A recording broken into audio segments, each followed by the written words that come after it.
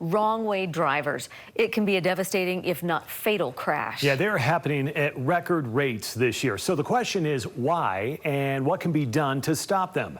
KSL News specialist Shara Park went looking for some solutions, putting the brakes on wrong-way drivers. I saw lights up ahead.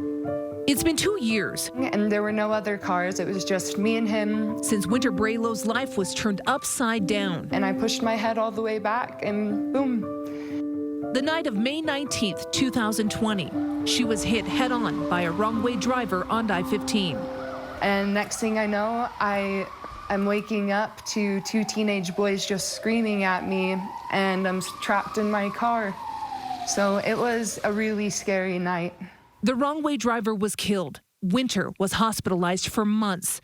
More than 30 broken bones. Her spleen ruptured, her brain injured. When you start listing all these little things, it starts to just kind of seem absurd. Despite the injuries and multiple surgeries, I'm just happy to be here. She's celebrating life. I fought really hard to stay alive, and I'm really proud of it. I'm really proud of still being here and of doing all the things that I'm doing to keep going. But Winter says what she's gone through should have been prevented. There were 3 people who called 911 to report it. When she got the police report back from her crash, it was 6 minutes. She discovered there were 6 minutes between the first 911 call of a wrong-way driver and her impact. It made me really angry to find out that there was that much time before they actually got to me. Going the wrong way really fast, almost hit us. Winter's story is one of many. There was a big car accident and there's about 4 people on the ground. A story told by panicked drivers. I just witnessed a head-on collision. As cars hurtled towards each other at freeway speeds. Unfortunately, I think you got a fatality on your hands, brother.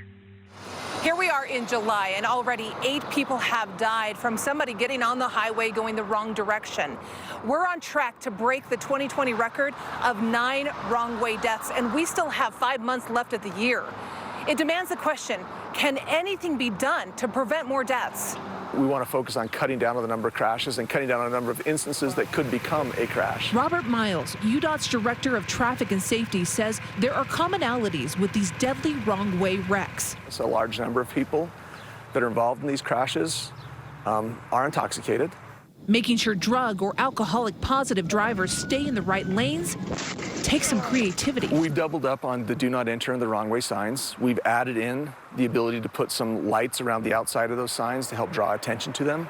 Additionally, UDOT has more arrows in confusing intersections and changed green lights for green arrows for more clarity.